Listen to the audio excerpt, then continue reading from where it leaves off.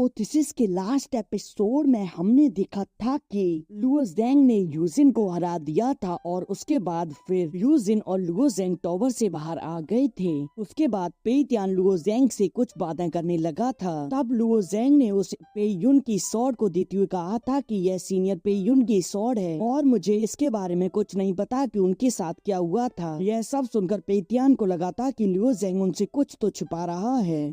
अपोथिसिस के एपिसोड 59 में हम देखते हैं इसका नाम लुओ युन है। यह लुओ ज़ेंग की बहन है। वह एक जैंट पेंडल को देखते हुए सोच रही होती है कि मेरा भाई ठीक होगा और तभी वहाँ एल्डर जिंग टियान आ जाते हैं। उन्हें देखकर लुओ युन उनके पास आकर उन्हें प्रणाम करती है। जिंग टियान कहते हैं कि वह फिलहाल पीक कंपटीशन में पार्टिसिपेट कर रहा है और उसकी प्रतिभा तुमसे बिल्कुल भी कम नहीं है। अब एल्डर जिंग टियान वहाँ रखे एक मिरर को अपनी स्पिरिचुअल पावर से एक्टिवेट कर देते हैं। उसमें लुओ युन लुओ ज़ेंग को काफी आसानी से देख पा रही थी। अब हम इधर देखते हैं कि लुओ ज़ेंग एक जगह खड़ा होता है। तभी हुआ तियानमिंग उसके पास आते हैं। तियानमिंग उससे कहता है कि कांग्रेचुलेशन जूनियर, मुझे उम्मीद नहीं थी कि तुम स्वॉर्ड ऑरा को इतनी जल्दी समझ लोगे। लुओ ज़ेंग कहता है कि सीनियर, मैंने तो स्वॉर्ड चलाना आपसे ही सीखा है और वैसे आपकी टेक्निक काफी ज्यादा अच्छी है, उसे चुराने के लिए मुझे दोषी न ठहराएं। तियानमिंग कहता है कि अगर तुम मेरे स्वॉर्ड ऑरा को ही देखकर सीख गई तो यह तो काफी अच्छा है और क्लियर स्काई सेक्ट के बाकी सभी लोग तो तुमसे जलस फील कर रहे होंगे क्योंकि तुम एक बार में ही उस टेक्निक को देखकर सीख गए। लुओ ज़ेंग कहता है कि सीनियर आपका धन्यवाद और अब वह पेई तियान का मैच देखने लगती हैं। लुओ ज़ेंग पेई तियान के अपोनेंट को देखकर कहता है कि सीनियर पेई का तो मैच शुरू होने वाला है और उनके सामने सीनियर जिया मौजूद है और वह अनटायर्ड हेवन पीक से है। मिंग बताता है कि वह स्काई सेक्ट की लिस्ट में नंबर 1 पर थे, लेकिन 3 साल पहले वह मॉन्स्टर का शिकार करने के लिए चले गए थे जिससे कि पीक कंपटीशन उनके हाथ से चूक गया और फिर सीनियर पेई ने प्रथम स्थान को जीत लिया था। लुओ ज़ेंग कहता है कि आपकी राय में उनमें से पावरफुल कौन है। तियानमिंग कहता है कि उन दोनों की पावर की तुलना कर पाना लगभग असंभव है। इधर हम जिया युन को देखते हैं। वह पेई तियान से कहता है कि पेई तियान 3 साल पहले ही तुमने इस नंबर 1 पोजीशन को हासिल किया है, क्योंकि जब मैं यहाँ नहीं था तो फिर अब इसे वापस देने का समय आ गया है। पेई तियान कहता है कि अगर आप इस पोजीशन को वापस लेना चाहते हैं तो फिर तुम मेरे इस डिफेंस को तोड़ो जिससे कि तुम मुझे हरा पाओ और अपनी नंबर 1 पोजीशन को हासिल कर पाओ। यह कहकर वह वहाँ अपने स्पिरिचुअल वॉरियर को समन कर लेता है। यह देखकर जिया युन उस पर अटैक कर देता है, परंतु पेई तियान के डिफेंस को तो बिल्कुल भी खरोंच नहीं आती।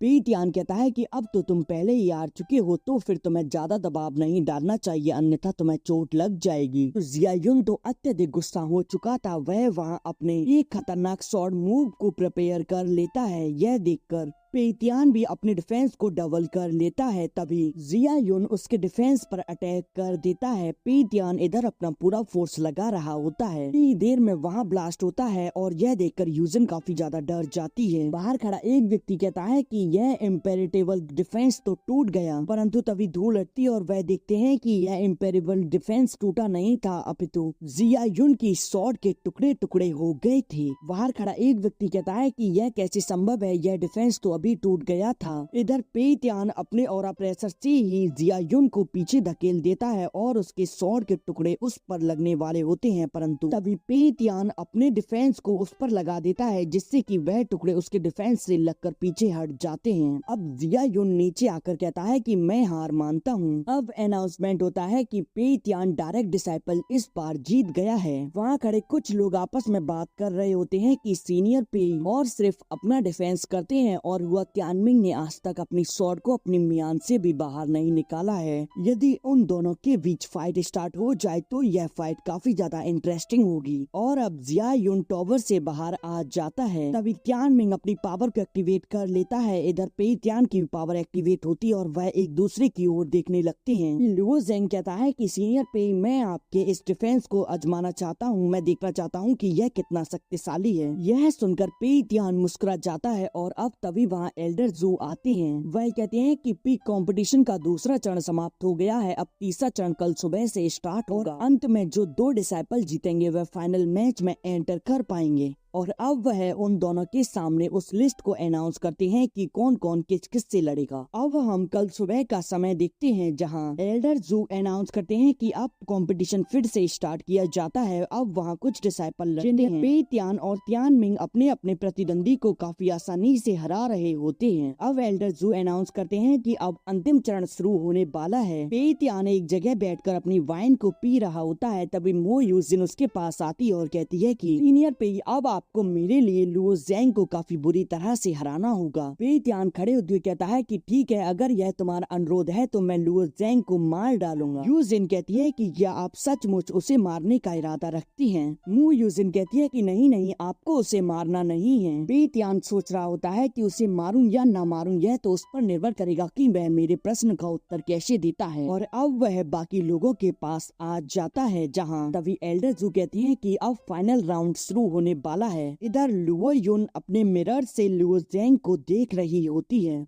इधर लुओ ज़ेंग पे त्यान के सामने होता है। पे त्यान कहता है कि जूनियर लियो, तुम इमोर्टल मिशन के संबंध में मुझसे कुछ छिपा रहे थे तो तुम मुझे इसके बारे में स्पष्ट रूप से बता दो। लुओ ज़ेंग कहता है कि हाँ, मैंने उस दिन जो कहा था उसमें मैंने बहुत कुछ छिपाया था, लेकिन मैं नहीं चाहता था कि आप मेरे निजी मामलों में शामिल हों। परंतु जो कुछ मैंने सीनियर पे युन के बारे में आपको बताया था वह सब कुछ सत्य था। और तुम ही सोचो, अगर मैं सीनियर पे युन की शॉर्ट फिर तुम्हें लौटाने की हिम्मत क्यों करता। पे त्यान कहता है कि पे युन और हुआ परिवार दोनों ही जानते हैं कि क्लियर स्काई सेक्ट का एक डिसाइपल इमोर्टल मिशन से बाहर आया है और फिलहाल वह उसी व्यक्ति की तलाश कर रहे हैं। यदि तुम मुझे सब कुछ बता देते हो तो फिर आप मेरी सुरक्षा प्राप्त कर पाओगे। वो ज़ेंग कहता है कि मैंने कुलीन परिवारों को देखा है, सभी पावरफुल परिवार अपनी पावर से दूसरों को धमकाते हैं। पे त्यान कहता है कि लुओ ज़ेंग, तुमने कुछ न कुछ तो छिपाया है और इमोर्टल मिशन से जीवित बाहर आने वाले तुम ही एक व्यक्ति। सिर्फ तुमने अपने पक्ष की कहानी ही बताई है तो फिर इस पर विश्वास करना कठिन है, तो फिर तुम मुझे क्षमा करना,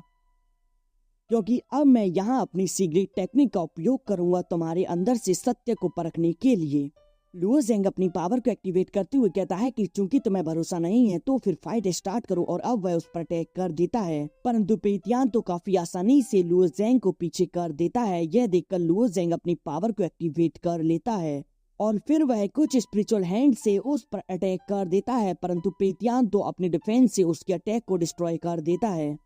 अब पे त्यान अपनी पावर को एक्टिवेट करते हुए कहता है कि अच्छा, तो तुम डिमोनिक ऑरा से परिपूर्ण हो, क्या तुमने डिमोनिक पाथ को अपना लिया है? लुओ ज़ेंग अपनी पावर को एक्टिवेट करते हुए कहता है कि तो क्या हुआ अगर यह मेरे पास है तो। और अब वह उस पर अपने काफी सारे स्पिरिचुअल हैंड से अटैक कर देता है, परंतु वह तो अपनी सील बनाकर उससे बच जाता है। पे त्यान कहता है कि जूनियर लियो, डिमोनिक आर्ट्स किसी के मन को विचलित कर सकती है, भले ही तुम्हारा स्वभाव अच्छा क्यों ना हो, परंतु यह तुम्हें गलत कार्य को करने पर मजबूर कर सकती है। और यह कहकर वह उस पर एक पाम अटैक कर देता है, जिससे कि लुओ ज़ेंग पीछे हो जाता है। और अब वह वहां अपनी 1000 ऑफ डिमोनिक सुर्गिंग टेक्निक का उपयोग करते हुए काफी सारे क्लोन से उस पर अटैक करता है, परंतु उसकी सील तो उसे प्रोटेक्ट कर रही होती है। इधर बाहर बैठा एक व्यक्ति सोच रहा होता है कि लुओ ज़ेंग के उपहार के साथ अगले पीक कंपटीशन में उसे प्रथम स्थान जीतने का मौका मिलना चाहिए।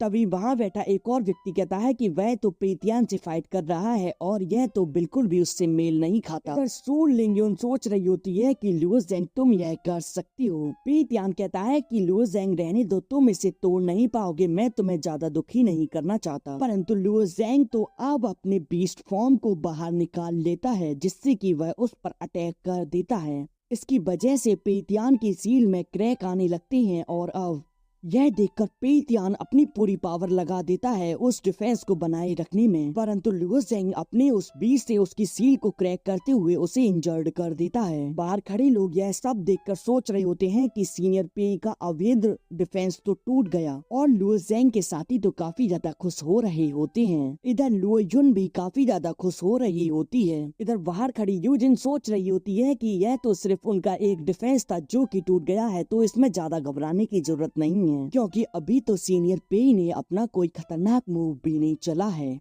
इधर पे त्यान उससे बाहर आते हुए अपने खून को पहुंचता है और कहता है कि लुओ जेंग, तुमने तो मुझे आश्चर्यचकित कर दिया। लुओ जेंग अपनी स्वॉर्ड को उठाता है और कहता है कि मैं भी हैरान हूँ कि मैंने सोचा था कि पे परिवार अन्य ग्रेट फैमिली से अलग है, परंतु मुझे आपसे उम्मीद नहीं थी कि आप ऐसे लोगों के साथ होंगे जो कि गलत का साथ दे रहे हैं। त्यान कहता है कि मुझे पे यून यानी कि अपनी सिस्टर की तरह मुझे सच्चाई का पता लगाना होगा, जिससे कि उसकी स्पिरिट को सांत्वना मिल सके। इसीलिए जूनियर लुओ, मेरे पास अन्य कोई विकल्प नहीं है। और यह कहकर वह वहाँ अपनी एक पावरफुल टेक्निक को समन करते हुए अपनी स्पिरिचुअल फॉर्म को बाहर निकाल लेता है। लुओ जेंग उस पर अटैक करने के लिए अपनी स्वॉर्ड को फेंक देता है, परंतु वह और उसकी स्वॉर्ड दोनों ही पीछे हो जाते हैं। लुओ जेंग उस पर अटैक करता है, परंतु वह उसके अटैक को काफी आसानी से डिस्ट्रॉय कर देता है। यह देखकर लुओ जेंग अपने ड्रैगन की पावर का उपयोग करके उस पर अटैक कर देता है, जिससे बचने के लिए पे त्यान ने सील बना ली थी, परंतु वह भी क्रैक होने लगती है। तभी पे त्यान लुओ जेंग पर अटैक करके उसे नीचे फेंक देता है और अब वह उसके ऊपर पैर रख देता है। यह देखकर उसके सभी साथी काफी ज्यादा हैरान होते हैं। तभी पे त्यान के स्पिरिचुअल फॉर्म में काफी सारे क्रैक्स आने लगते हैं। उसके अंदर से लुओ जेंग की पावर रिलीज होने लगती है और अब लुओ जेंग उसकी बॉडी को क्रैक कर देता है, परंतु तभी पे त्यान उसकी बॉडी के सारे क्रैक को फुल फील कर देता है। परंतु लुओ जेंग एक पावरफुल अटैक उसके सिर पर करता है, जिससे कि वह वॉरियर काफी ज्यादा इंजर्ड हो जाता है और अब वह वहाँ से थोड़ी ही देर में डिसअपियर हो जाता है। लुओ जेंग कहता है कि यह तो तुम्हें एक बहाना मिल गया जिससे कि तुम मुझे फंसा सको, परंतु तभी पे त्यान उस पर अपनी एक टेक्निक से अटैक कर देता है, जिससे कि एक स्पिरिचुअल हैंड उसे पकड़ने की कोशिश करता है, परंतु लुओ जेंग उसको डिस्ट्रॉय करते हुए उस पर अपनी स्वॉर्ड से अटैक करता है। पे त्यान उसकी स्वॉर्ड को पकड़ते हुए कहता है कि लुओ जेंग, तुम्हारा हत्या करना स्वभाव बन गया है, तो फिर तुम्हें इसकी सजा लेने का समय आ गया है। जेंग कहता है कि तुम्हारा यह जज करने का कोई अधिकार नहीं है, परंतु पे त्यान तो उसे अपनी पावर से पीछे घेर देता है। पे त्यान अपनी पावर को एक्टिवेट करते हुए कहता है कि लुओ जेंग, यह आग बुरे कर्म करने वाले व्यक्ति को जला देती है और दुनिया में बुराई को मिटाने के लिए ही इसका निर्माण किया गया है। यह कहकर वह लुओ जेंग को एक अलग ही जगह में फंसाने की कोशिश करता है। उसके नीचे की जमीन से कुछ चैन निकल कर लुओ जेंग को अपनी ओर खींचने लगती हैं। पे त्यान कहता है कि लुओ जेंग, अगर तुमने कुछ बुरा किया होगा, अगर यदि तुम्हारा दिल भी बुरा होगा, तो यह आग तुम्हें जला कर राख कर देगी। यह एपिसोड यहीं एंड हो जाता है और अगले फाइट में हमें इस फाइट का निष्कर्ष दिखाया जाएगा और उसी के साथ साथ यह टॉवर जहाँ फाइट हो रही है वह भी हिलने लगेगी, क्योंकि नेक्स्ट एपिसोड में इससे भी नेक्स्ट लेवल इन दोनों के बीच फाइट होने वाली है।